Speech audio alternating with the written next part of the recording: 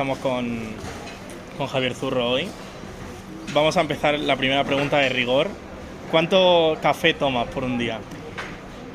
Estoy intentando quitármelo porque creo que empiezo a hacerme mayor y no me sienta especialmente bien, pero mínimo 3 cafés, mínimo caen. Em, Tú estudiaste periodismo, aunque tanto tu carrera posterior como tu especialización y demás denota un interés especialmente en la comunicación audiovisual. ¿Hasta qué punto fue importante para ti el estudio universitario? Bueno, fue fundamental en el sentido de que yo quería estudiar comunicación audiovisual y en Valladolid no había, solo estaba en la universidad privada o tenías que salir fuera y no nos lo podíamos permitir. Entonces busqué otras salidas. Como siempre escuchas a tus padres y te dicen busca una carrera que tenga muchas salidas, yo fui por ciencias toda mi vida, estuve un año en informática sin saber qué hacer y fue ahí donde me planteé que periodismo me gustaba, los 3 primeros años eran comunes y que además Valladolid tiene una cosa muy buena, que tiene una cátedra de cine que da bastantes cursos y que podía ir compaginando el periodismo con cualquier especialización para estudiar cosas sobre cine. Y aparte también hice el FP de grado medio de grado superior de audiovisual, con lo cual al final fui compaginando las dos cosas para intentar estudiar al final como un periodismo y comunicación audiovisual a la vez, que fue más o menos lo que intenté hacer de forma un poco rudimentaria desde Valladolid.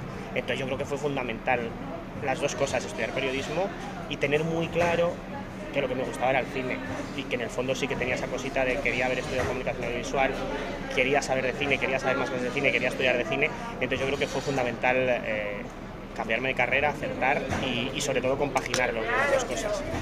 Y como periodista que solemos verte siempre detrás de la cámara o siendo tú el que entrevista, ¿estás acostumbrado a que te entrevisten? No, es verdad que no me pongo nervioso, tengo una cosa que creo que soy bastante echado para adelante y esas cosas pues al final te acostumbras. Pero no estoy acostumbrado, la verdad es que de hecho cuando siempre hay veces que en algunas entrevistas te dicen ¿quieres salir tú en plano? Porque cuando vas a un junket internacional muchas veces te ofrecen como 2 cámaras para estar en contraplano preguntando, digo que no me pongan, que yo no soy importante realmente, o sea que es importante es el que está contestando.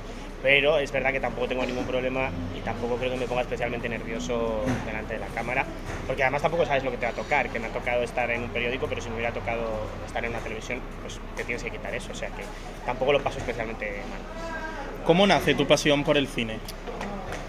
Pues buena pregunta. Mi madre diría que es por ella, porque es muy cinéfila. Yo es cierto que le gusta mucho el cine, pero no lo tengo tan claro. Creo que fue más...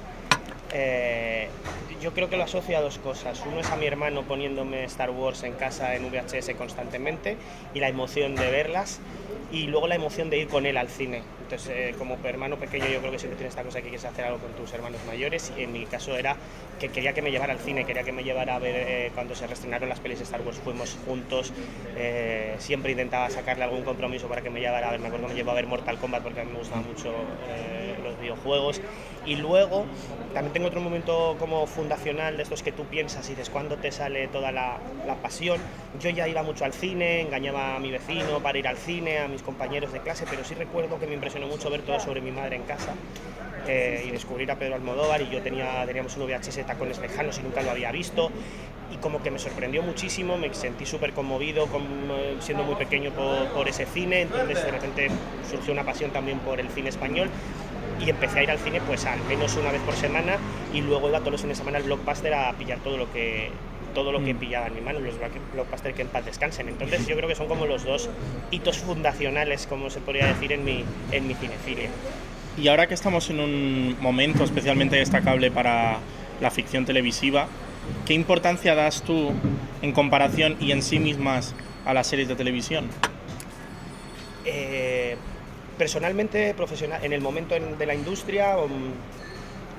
Sí, la importancia de, ahora digamos que se están como igualando, por decirlo de una forma, a ver, a mí me en parece, comparación con las películas sí, y en sí a nivel mismas, profesional, claro. digamos, de industria.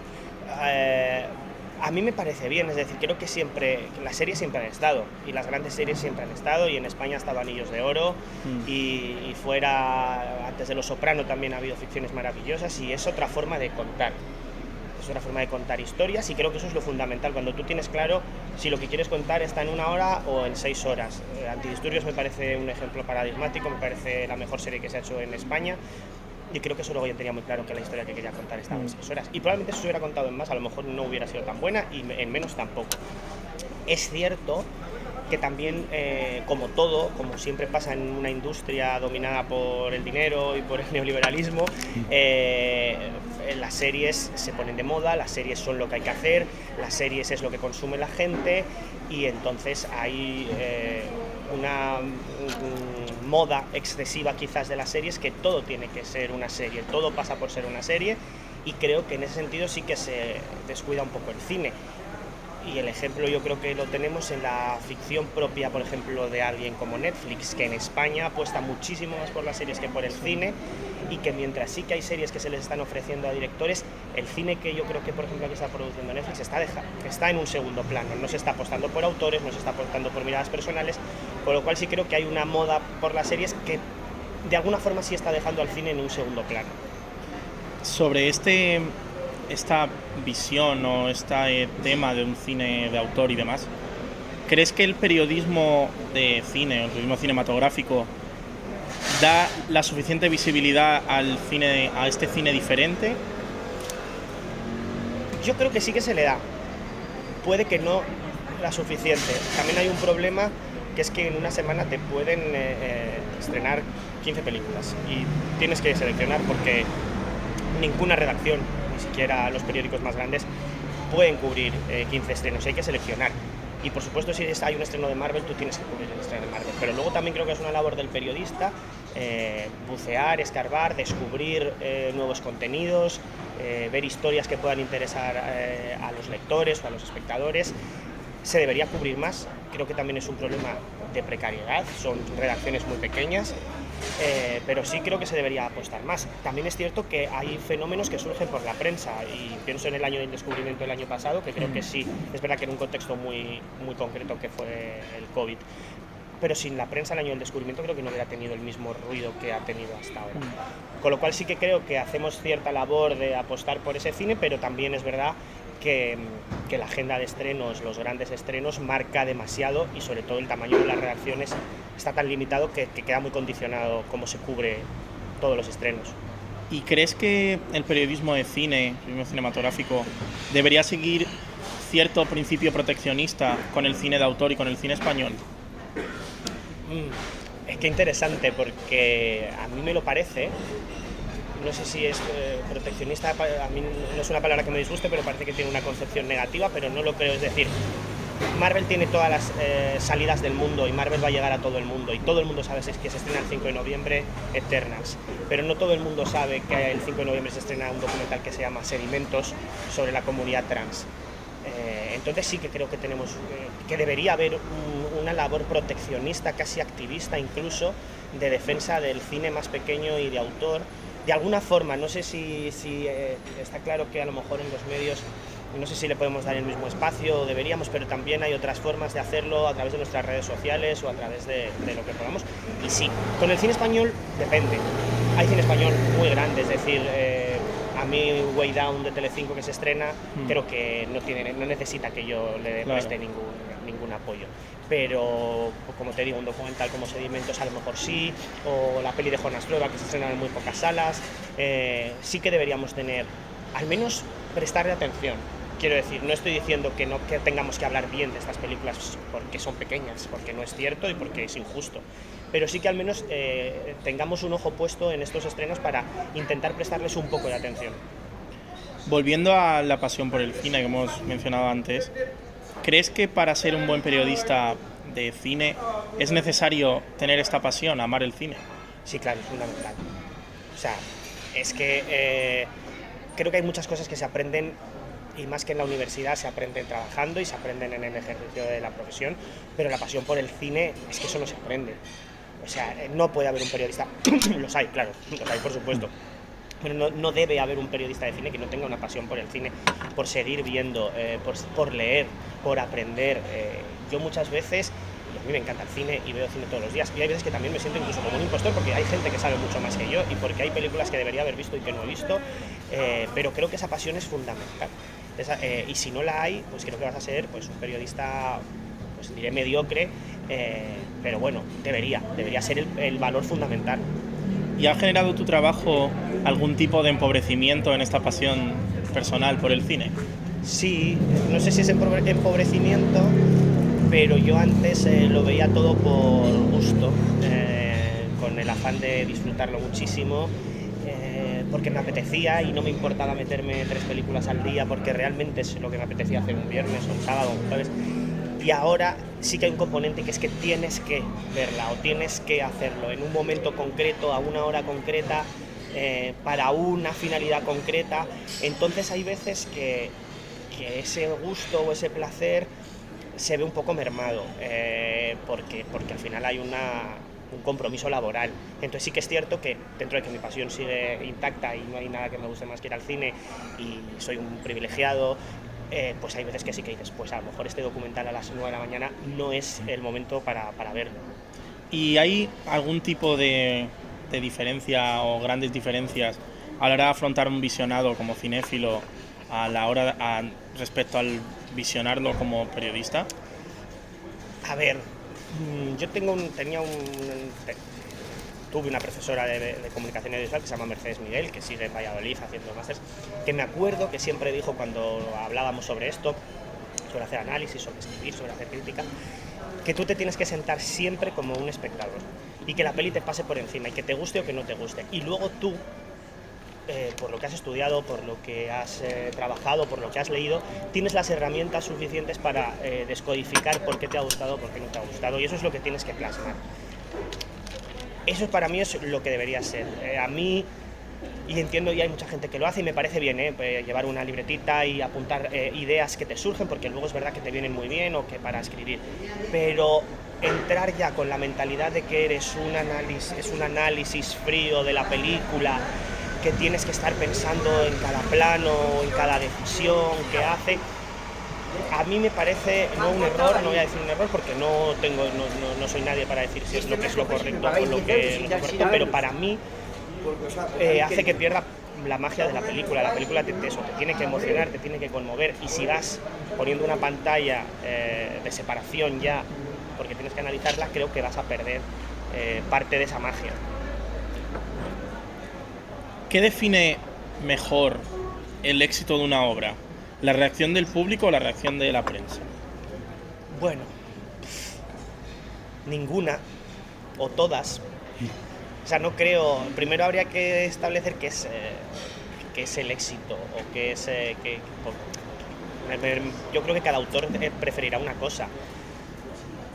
A mí me parece que una película que la ha puesto bien toda la crítica pero no la ha visto nadie no funciona, es decir, también ha fallado, porque las pelis se hacen para que las vea la gente, más, menos, pero para que se vea. Y una película que hace 15 millones de espectadores pero no gusta a nadie, o que me parece que tiene unos valores completamente erróneos, tanto cinematográficos como morales, también me parece un error, me parece un fracaso. Con lo cual creo que el ideal sería que sea una peli que no es que tenga que arrasar en taquilla, pero que llegue a su público y que a la gente le guste y que la crítica le guste. La crítica, al final, no podemos decir que el éxito está en que a la crítica le guste, porque también los críticos, muchas veces hay una distancia entre nosotros y el público que es así, y que nosotros podemos poner genial una película pero a la gente no le gusta, y también tenemos que analizar qué está pasando. Hay fenómenos que a mí me parecen inexplicables y todavía lo sigo pensando. Por ejemplo, Bohemian Rhapsody a la gente le encanta y sigo buscando la explicación de por qué. A mí me parece un espanto y tiene que haber algo, una conexión emocional, algo. Entonces yo no puedo decir que esa película es un fracaso, porque es que la gente aplaudía en las salas, con lo cual creo que eso es un poco complejo. No se puede establecer qué es lo que sí, qué es lo que no en esos términos. ¿Y crees que tu trabajo es influyente en las elecciones del público? No creo que sea influyente en las elecciones del público. Creo que la función del prescriptor es importante. A la gente le gusta leer lo que alguien dice que está bien y lo que alguien dice que está mal. Pero no creo que luego vayan a tomar su decisión solo porque yo lo haya dicho, o al menos no en un porcentaje amplio. Creo que hay pocas personas que eso ocurra. Quizás Carlos Bollero es el último ejemplo de esa raza de críticos con todo lo malo que tiene, pero también que eran influyentes, que realmente la gente quería ver lo que ellos recomendaban. Creo que ahora mismo nosotros sí que hacemos una prescripción que a la gente le interesa. Sobre todo yo lo noto mucho en las pelis pequeñas, en pelis que hay gente o series que hay gente que no tenían en el radar y deciden verla. Pero porque yo diga que está bien o mal Eternals, nadie va a decidir ir a verla. Claro. O porque yo diga que está genial El Buen Patrón, creo que no va a tener muchos más espectadores. Que tal, a lo mejor incluso, bueno, pues puede ratificar lo que ellos ya pensaban o no, pero a lo mejor sí que hace más efecto con pelis que estaban fuera del radar y que de alguna forma las colocas en el radar de alguien al leer lo que tú has escrito. Sobre el público, antes hemos mencionado la serie de televisión, este momento de apogeo. En mi opinión, el periodismo de cine siempre ha desplegado cierto rechazo en su historia, tanto a las series de televisión como ya en el propio cine a géneros como la comedia. ¿Crees que la profesión en sí misma, el periodismo de cine, es una profesión soberbia? Creo que hay como todo, creo que hay periodistas soberbios y creo que no hay periodistas soberbios. Creo que hay periodistas muy clasistas, igual que hay periodistas que no lo son. Hay periodistas que miran por encima del hombro a otros compañeros y hay periodistas que miran por encima del hombro. Yo no creo que a los géneros cinematográficos, pero sí a cierto tipo de espectador. No creo que alguien diga que las series... Bueno, pienso en un ejemplo que sí que puede pensar que las series están. Pero en general yo no creo que haya un periodista que diga las series son peores o la comedia es peor. Sí que puede pensar que el público que solo va a ver comedias es un público que, bueno, o que hay cierto tipo de comedias que no. Pero no creo realmente... Creo que como todo habrá periodistas soberbios, pero no creo que sea una profesión especialmente soberbia. Así que a veces pecamos a lo mejor un poco de clasismo porque pensamos que todo el público tiene que tener nuestros conocimientos o valorar las cosas que nosotros valoramos o tener el gusto que a nosotros nos gusta, y a lo mejor hay un tipo de comedia que a nosotros nos gusta y que el público no conecta con ella. Sí que hay ciertos géneros que puede que estén un poquito menos considerados, pero yo creo que la crítica eso lo tiene bastante roto. Sobre este clasismo que mencionas, hace poco en Estados Unidos ha habido una noticia importante que ha sido The Last Duel, el último estreno de Ridley Scott, que ha sido un fracaso. En taquilla apenas creo que sacó 5 millones o algo así en su primer fin de semana, siendo una película que ha costado más de 100 millones de dólares. La reacción de muchos usuarios en Twitter fue decir que el público funciona como una masa no pensante, incapaz de consumir cine de calidad. ¿Qué opina sobre este supuesto atontamiento del público? Me parece que es simplificar demasiado el problema. Creo que es una película que llega en un momento muy complicado, con las salas reabriéndose, con una falta de promoción absoluta, una película que era de Fox y pasa a Disney, que probablemente no le haya hecho todo el caso promocional que debería haber hecho. ¿Hay un atontamiento del público? Quiero pensar que no, quiero pensar que luego hay fenómenos como Parásitos que sorprenden, y aquí es una de las películas más vistas del año y es una de las mejores películas que se ha hecho en los últimos años. No quiero pensar que el público esté atontado, creo que es la pescadilla que se muerde la cola. Nosotros le ofrecemos solo un tipo de producto al público porque es el que funciona, el público lo consume, y como el público lo consume decimos que es que el público no quiere ver otra cosa, con lo cual le seguimos ofreciendo lo mismo. Claro. Quizás si las productoras y las distribuidoras ofrecieran un cine de adulto de estudio grande, que creo que es el que realmente tiene como una labor transversal que puede llegar a mucho tipo de público, ocurriría lo contrario. Lo que pasa es que es un tipo de cine que cada vez se hace menos y se ve en los festivales internacionales. Fox Searchlight era la única que a lo mejor apostaba por ese tipo de cine, y con la absorción por Disney está como un poco en peligro, y es un cine de adulto, para un cinéfilo adulto que puede gustar y que puede funcionar muy bien en taquilla, que rompe un poco ese paradigma que han dicho. Incluso el caso de Bohemian Rhapsody, que a mí me parece un error, o sea, un horror de película, pero no estamos saliéndonos un poco de la película que todos pensamos que puede funcionar. Una gran producción, si puede ser una saga mejor, un Star Wars, un Marvel, o sea que no creo que el público esté atontado. También creo que el público que ha vuelto a las salas es el público adolescente, y el público adolescente quiere ver un tipo de películas muy concreto. Volvemos a lo mismo, a no ser que les ofrezcamos otras cosas, porque luego hay fenómenos como las películas de Jordan Peele, que son estupendas, que llegan a otro tipo de público. O sea que creo que es labor de romper ese círculo vicioso, porque si no vamos a estar siempre diciendo que solo se consume un tipo de producto, entonces el público es tonto, entonces le vamos a ofrecer lo mismo, y es así todo el rato. Algo... ¿Qué ha pasado? En relación a esto que decimos de las elecciones del público y demás, una de las elecciones del público durante los últimos años ha sido apostar por la piratería, por ver cine básicamente de forma pirata. ¿Hasta qué punto crees que esto es lícito? Lícito no es, o al menos legal no es. Moralmente correcto, podemos decir que tampoco, pero claro, yo lo estoy valorando desde una persona que tiene acceso a todo el tipo de contenido, a una persona absolutamente privilegiada que me puedo pagar las plataformas de forma legal y ver todo el contenido. Y también me parece injusto que yo lo valore desde esta atalaya de absoluto privilegio. Y me gustó mucho, hace poco entrevisté a la hija de Agnès Varda, Rosalí, y ellas tienen una empresa de distribución de cine que restauran clásicos, los ponen. Y ella me dijo, y hablamos de la piratería, y ella dijo que tenía una relación extraña y que se le criticaba mucho porque ella decía, si una persona de un pueblo de Francia que no tiene acceso a una filmoteca, ya no tiene acceso, descubre de forma pirata una película de Agnès Varda y luego va a una biblioteca a alquilarse otra película de Agnès Varda, dice, para mí ya ha tenido sentido, porque estamos haciendo que esas personas descubran un cine que de otra forma no habían descubierto. Y creo que tiene razón. No le puedes pedir a una persona de un pueblo de Cuenca que no tiene acceso a ver una película que no se la piratee. Sí, se lo puedes decir, claro que se lo puedes decir, y tenemos que aspirar a que entienda lo que significa, que estás haciendo daño a una industria, que es un trabajo que hay que reconocer. Pero bueno, también creo que hay que entender por qué lo hace esa persona o en qué situación está y lo que puede suponer, que se le abre la ventana a conocer un cine que de otra forma no conocía. Tengo una relación ambigua. Por supuesto me parece que es ilegal y por supuesto que en un mundo ideal diría que por supuesto que no, pero también entiendo lo que supone o por qué la gente lo hace. Otra forma que hemos visto en relación al periodismo y el público es que ahora está viendo como un surgimiento de muchos artículos en revistas de cine y demás, como muy sencillos, clasificaciones según nota de IMDb, recomendaciones en función de la película más viral o serie más viral que ha habido en ese momento. ¿Qué opinas sobre estos artículos sencillos para ganarse al público? Pues a ver, no puedo decir... Están, es evidente que están y es evidente que los hacemos y no voy a ser yo aquí el que me coloque en un sitio diciendo que eso no existe. El clickbait existe, los periódicos estamos obsesionados con las visitas y se buscan esas visitas. Creo que hay que intentar evitarlo. Creo que hay que intentar evitarlo en todo lo posible. También creo que hay que intentar sobre todo que el texto sea impoluto, digno, perfecto.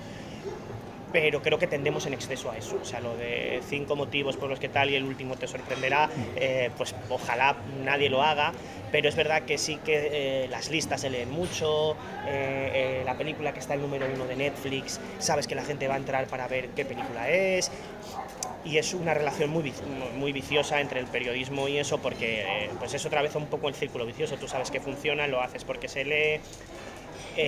Tendríamos que aspirar a salir de ahí. No puedo decir que es lo correcto, tampoco puedo decir que no lo estemos haciendo porque lo estamos haciendo todos. ¿Se pierde valor artístico o valor periodístico al tratar de acercarse al público general? No, yo creo que no, para nada. Tú tienes que saber para qué público trabajas y en qué medio trabajas. Yo trabajo en un medio generalista, yo tengo que aspirar a que me lea todo el mundo y a que todo el mundo entienda lo que digo.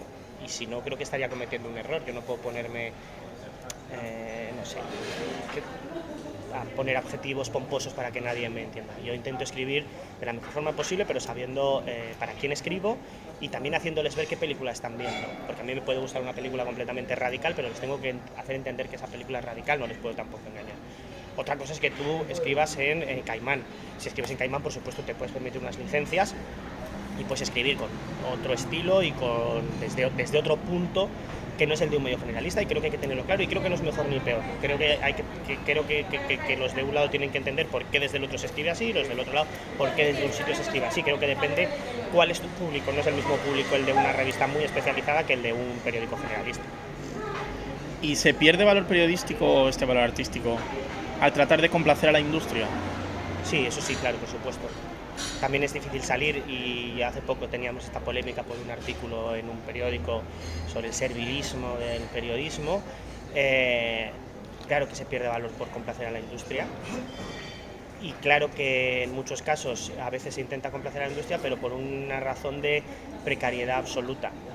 Ojalá todos los críticos fueran independientes y ojalá los críticos tuvieran un periodista se dedicara solo a la información y un periodista se dedicara a la crítica, para que ese periodista estuviera absolutamente blindado de cualquier interferencia, tanto personal como comercial como de cualquier otra índole.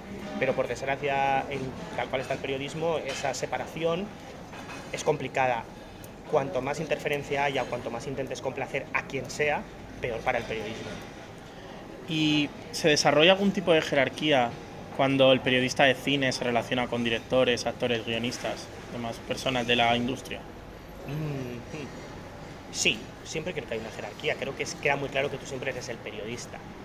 También tú tienes que hacerte valer para que esa jerarquía, aunque siempre va a ser vertical, sea lo menos vertical posible, e intentar ponerte en algún punto cercano a la horizontalidad que no existe. Es decir, cuando tú entrevistas a Spielberg, tú al final eres el periodista que está entrevistando a Steven Spielberg y por supuesto hay una jerarquía. Creo que tu labor como periodista es que a través de las preguntas, a través de tu trabajo, esa jerarquía sea lo menor posible. Es difícil cuando en la forma en la que se trabaja realmente para entrevistar a Steven Spielberg, pues al final lo mismo tienes 5 minutos para entrevistar a Steven Spielberg. En 5 minutos, evidentemente, tú eres el periodista número 130 que pasa por delante de un director y le hace probablemente las mismas preguntas que todo el mundo le ha hecho. También con el método de trabajo establecido es muy difícil romper esa jerarquía, porque al final es un señor sentado durante una mañana respondiendo entrevistas y al final no sabe quién pasa o quién no pasa. Si hay una jerarquía, tenemos que trabajar porque esa jerarquía sea lo menos posible, pero existe.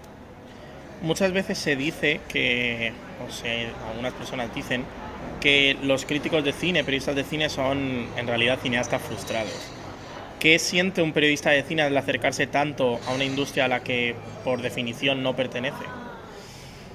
En mi caso es un poco cierto, o sea, que tampoco me molesta, porque sí que es verdad que yo de pequeño siempre tenía esta como aspiración de que me gustaría hacer cine, con lo cual tampoco tiene un poco todo, como todos los clichés tienen todos los tópicos tienen una parte de cierto y otra parte de incierto. Y la segunda pregunta es, digo, ¿qué siente el periodista de cine al acercarse tanto o al orbitar una industria a la que no pertenece? Bueno, no perteneces y sí perteneces, quiero decir, tienes que pertenecer porque es la materia prima en la que tú vas a sacar tus informaciones, en el caso de los informadores, y de la que tú tienes que conocer para hacer tu crítica o para hacer tus entrevistas. Entonces no creo que no pertenezcas, lo que pasa es que sí que creo que parece que se pone una barrera en la que tú eres periodista, tú no perteneces a esta industria, tú estás un poco fuera.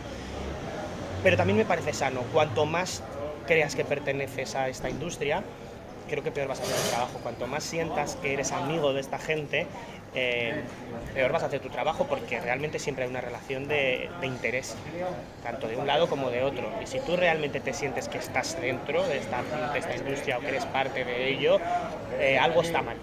Tampoco te puedes sentir del todo cómodo si conoces gente y te llevas muy bien con gente, incluso haces amigos, pero ojo, no... Es una parte de la industria del periodismo, pero tú no eres parte del cine y creo que está bien que lo sepas, porque si no creo que vas a hacer peor tu trabajo. Y hace unas semanas hubo una polémica con Luis Tosar y el estreno de Maisabel, porque básicamente un periódico tituló sus declaraciones poniéndole casi de etarra. Esto pasa mucho, por ejemplo, en el periodismo deportivo, que los futbolistas o los jugadores o los entrenadores y de otros deportes no quieren hablar con los periodistas porque tienen miedo de que sus palabras sean tergiversadas. ¿Ocurre esto de forma general en el periodismo de cine? Sí, a ver, normalmente, o sea, centrándome en el caso de Luis Tosar, no creo que quedara como un etarra, o sea, creo que se tergiversó tanto lo que decía, que no me parecía ninguna locura, es decir, cuando tú naces en un contexto concreto determinado, puede cambiar perfectamente, y un joven muy activista de izquierdas en un contexto determinado o en otro puede ser diferente. Es cierto que esa respuesta era no era un titular impoluto. Cuando alguien ha dicho, o sea, si una persona dice un titular, eso está ahí y es preso de lo que ha dicho. Y si lo ha dicho, lo ha dicho. Y no nos engañemos, tú pones también el titular que muchas veces piensas que más va a funcionar o que más va a llamar la atención. ¿Qué pasa? Que yo creo que esto produce, sobre todo cuando hay titulares tergiversados o cuando se retuerce hasta el límite un titular, provoca que luego la gente tenga miedo a dar entrevistas. No solo son los titulares, es la reacción a los titulares. La reacción virulenta contra lo que alguien diga hace que diga, pues yo no voy a mojarme más en nada. Era cuando me parece lo más sano que en una entrevista se hable de todos los asuntos, y más cuando al final las películas están intrínsecamente unidas a la realidad, a la sociedad o a lo político. Entonces es normal que les pregunte sobre esas cosas. Pero al final como hay una reacción tan virulenta y tan violenta hacia ellos por lo que dicen, lo que provocan es que ya no quieran hablar más o que estén secos con los periodistas, y eso yo creo que empobrece a todo el mundo. Creo que es un problema tanto de tergiversar los titulares, que por supuesto hay que evitarlo absolutamente, pero también de las reacciones hacia un titular simplemente porque no opina como tú. Lo que dijo Luis Tosar, en este caso el problema también es que no lo dijo tal cual, pero aunque lo diga tal cual, aunque hubiera dicho eso, nunca puede existir la reacción que hubo hacia él, nunca. Y eso creo que también es parte del problema. Por supuesto no hay que tergiversar, pero también es como que no aceptamos que alguien diga en un titular algo que no nos gusta. Y es como, bueno, pues perfecto, no me gusta y ya decidiré yo lo que hago con esta persona o no, pero no puede haber nunca esa reacción. Un fenómeno que ocurre a menudo en la industria del cine y las series de televisión es este llamado encasillamiento, que puede directamente fulminar las carreras tanto de cineastas como de actores.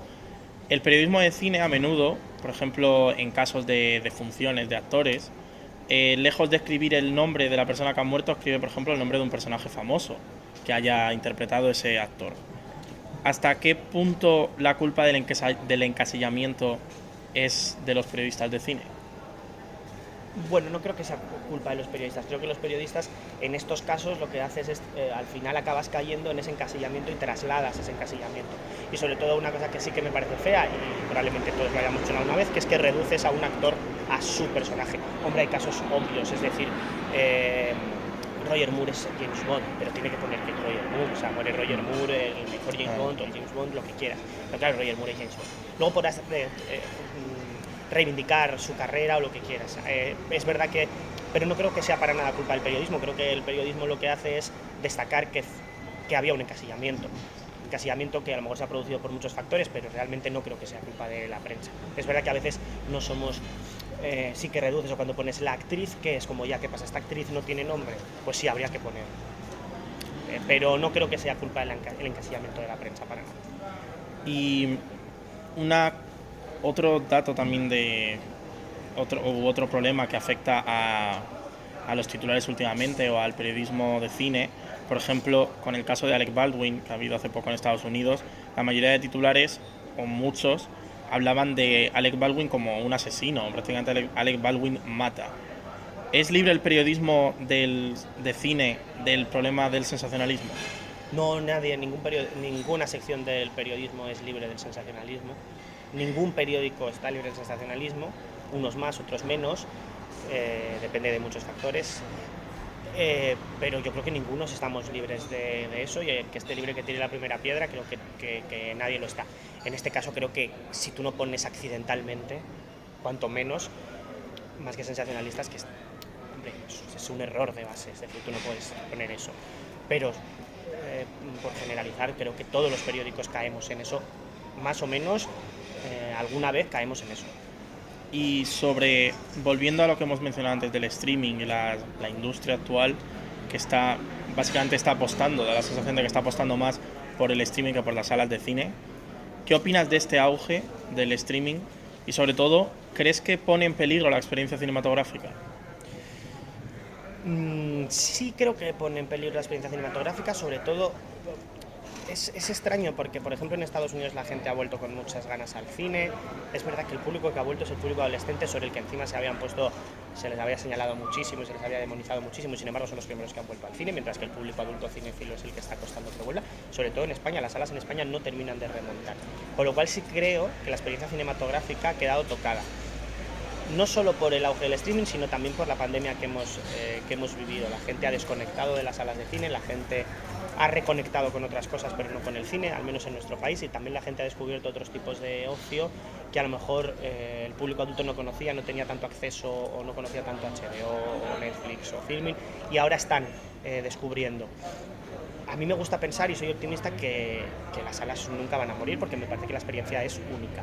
Y tampoco creo que haya que ponerse elitista, porque, y lo decía Alfonso Cuarón cuando presentó Roma, yo he descubierto a los mejores directores desde mi casa, con un VHS. Pero luego voy a las salas. Es decir, yo puedo descubrir a Bergman en mi casa Lo que pasa es que al próximo Bergman lo quiero descubrir en una sala de cine, no quiero esperar a que tenga que verlo en casa. Creo que debería ser complementario, creo que no es para nada, estoy en contra de las plataformas y que ojalá sigan produciendo, porque además han sido un músculo importantísimo para la industria, pero hay que defender las salas de cine, hay que ir al cine, y sí que creo que se está viendo la experiencia un poco tocada en ese sentido. Hemos hablado también anteriormente del peso o de la presión que genera la industria. También hemos hablado de la importancia del público. A la hora de escribir, como periodista, ¿qué te genera una mayor presión o qué afecta más a tu trabajo? ¿Tu amor por el cine y las series de televisión? ¿El peso de tu opinión en el público o tu relación con la industria? Repite la pregunta, por favor. ¿Qué te genera mayor presión a la hora de escribir? El amor, ¿no? La pasión por el cine, el peso de tu opinión sobre el público o tu relación con la industria. No me genera presión ninguna, realmente. Me siento bastante privilegiado en ese sentido. O sea, tengo la suerte de que en mi periódico me dejan escribir lo que me da la gana, cuando es opinión me dejan escribir lo que me da la gana. Nunca me he encontrado, y lo digo con la cabeza bien alta, con que una crítica me diga, no, ojo, ¿qué estás haciendo? Con lo cual no escribo con esa presión. Tampoco escribo pensando en la presión del que lo lee. Me gusta escribir siendo consciente de que me está leyendo un público de todo tipo de edades, de clases, de géneros. Es decir, no me gusta ser elitista en lo que escribo. Entonces, si tuviera que decir que algo es lo que me mueve más, es mi pasión por el cine o por el audiovisual, pero no diría que hay una presión en lo que escribo, más allá de la presión del tiempo o la presión de a veces escribir sobre algo que no me apetece, pero no habría otra presión. Pues hasta aquí la entrevista. Muchas gracias. Muchas gracias a vosotros.